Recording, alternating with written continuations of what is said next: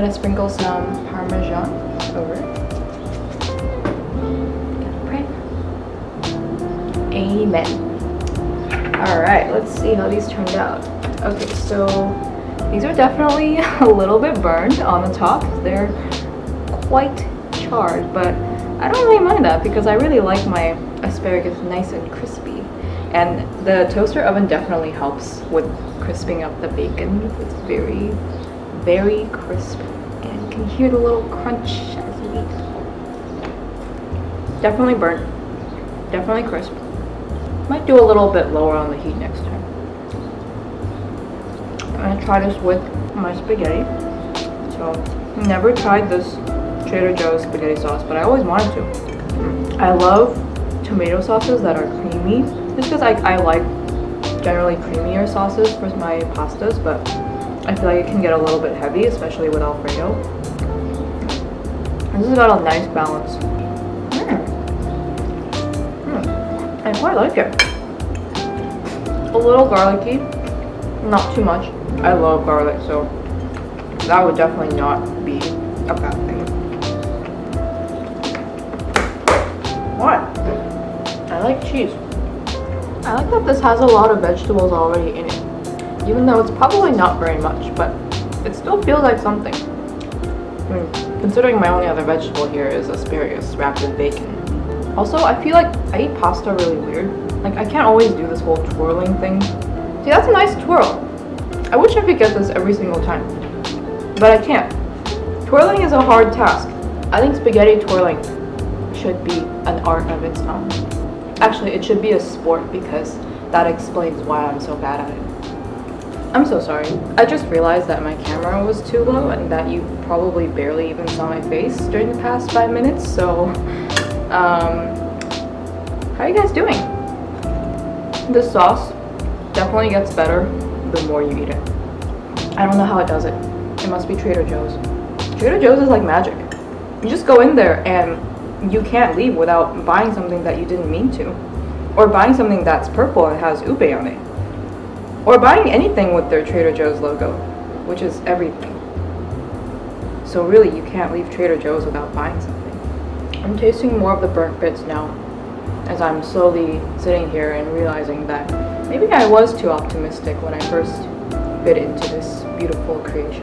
The charring was too much. It overdid it. I overdid it.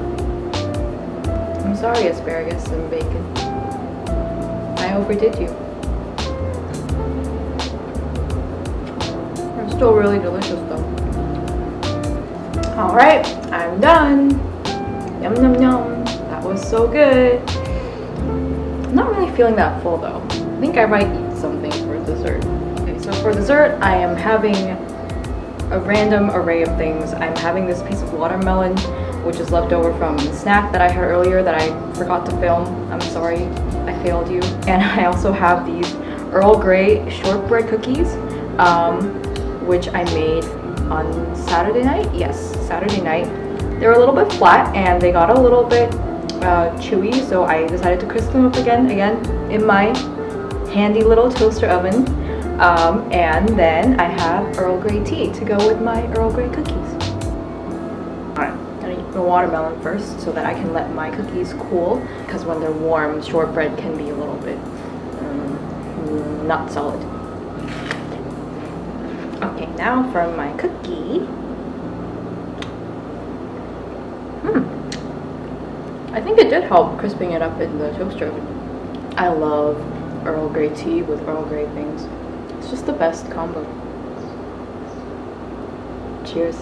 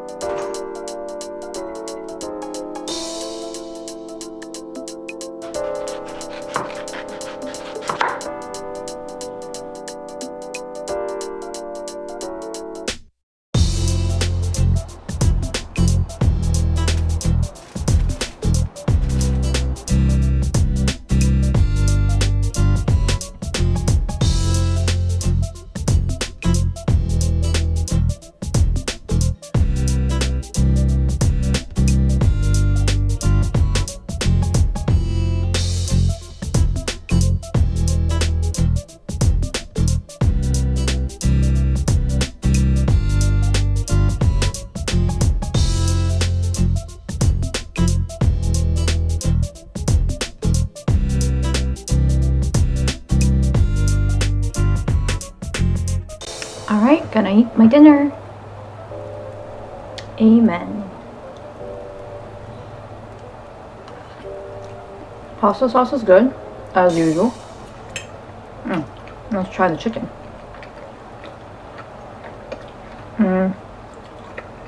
I think it could have definitely sat in the marinade for longer. It'd been really nice if it was marinated. But the sauce itself is really good.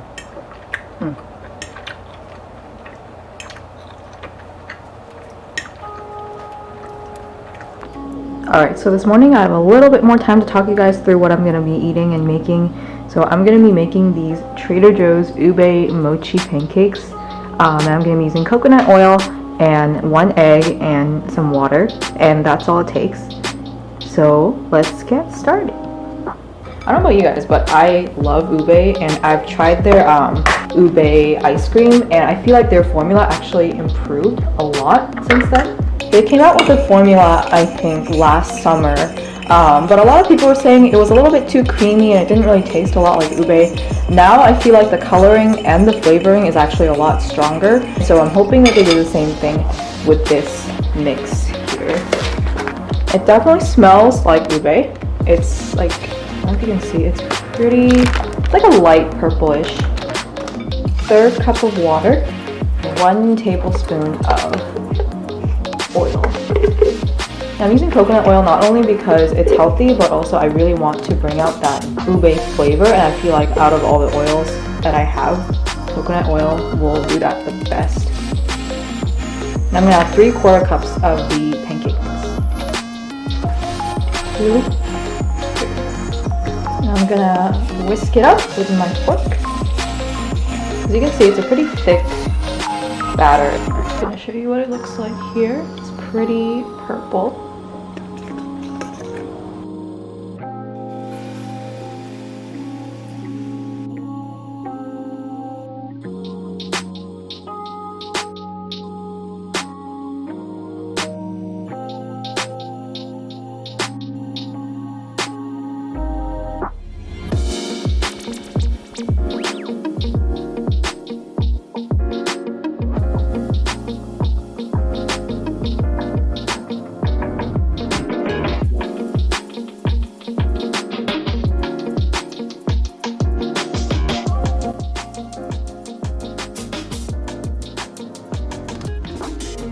Alright, for dinner I am making this rather large panini with my sourdough bread, some basil pesto sauce, and my sun-dried tomatoes.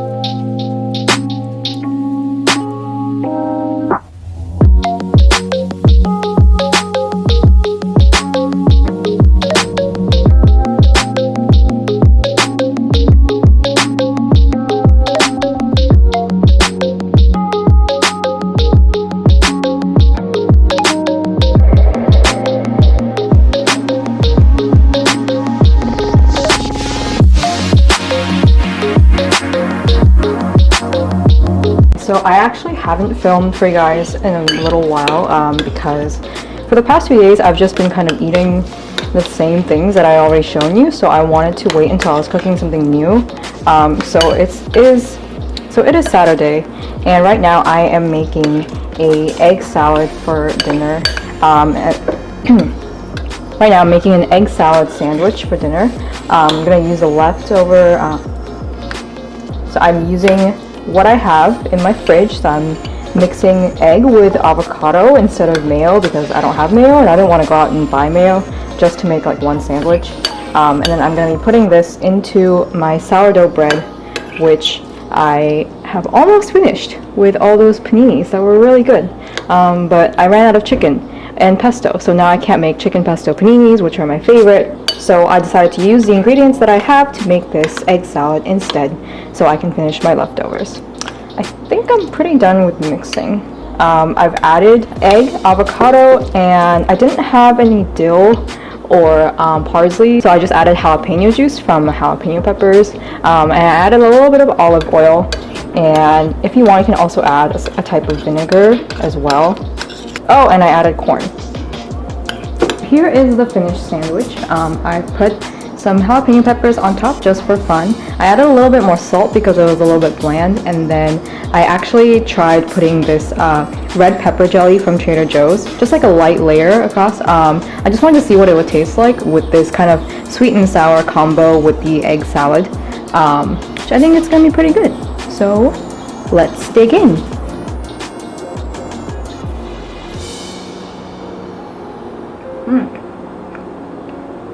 I like the pepper jelly. I think it adds a nice kick. I really like the sweet and sour and spicy aspect. It's just like every flavor all together. So I'll admit that was like one of my first times using that pepper jelly in a very long time.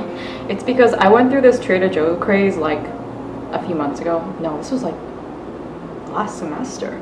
So I first started actually grocery shopping and cooking for myself this past summer, which is when I discovered Trader Joe's and how much I love Trader Joe's. So around the fall, when I first moved into my apartment and had to start cooking for myself during the school year, I went on like a Trader Joe's craze. I bought like so many things, mostly pumpkin flavor because it was October. Bought all these cool like jellies and like spreads and things that I probably never really use again out of season. But I feel like I have this personality where I need to try everything that's new, especially from Trader Joe's. If they have anything out that looks really cool, I get so tempted to try it, even though I will probably never finish it if it's something like this. Which is why now I kind of try to limit myself to things that I know that I'll actually finish. Or like a type of bread, for example. Like bread I can finish in like a week or two. And so since I have all those things in my fridge, I'm trying to be creative and find ways to add those things to my meals like this. The thing I like about the hot pepper jelly is that it's kind of like a sweet and sour or like a sweet and spicy sauce, so you could definitely use it as a dip.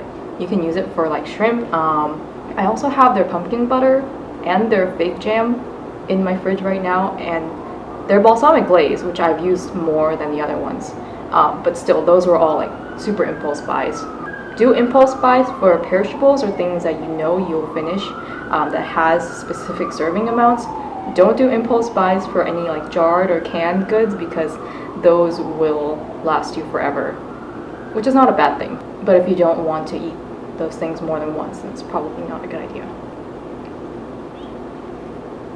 So lately I've been trying to do a little bit more mindful eating, which I know everyone says is really good for you, and I'm sure it really is good for you. And honestly, I feel like I just want to keep myself so busy, and there's so many things going on in my head and so many things that I want to get done that I cannot find the time to just stop and eat. Like, I love eating and food, but for some reason eating itself alone cannot be a productive activity. And that aspect of me, like wanting to be productive with all of my time and valuing my time and making the most of my time, I think is something that I'm constantly realizing is a struggle, and it's keeping me from really being able to be present, like just being present with this food that God gave me and enjoying it and being thankful for it. It's easier to do that with people, for sure, but then you have the distraction of people, so it's almost like, oh, I'm being thankful for the social interaction or my friends and not necessarily the food itself that's before me.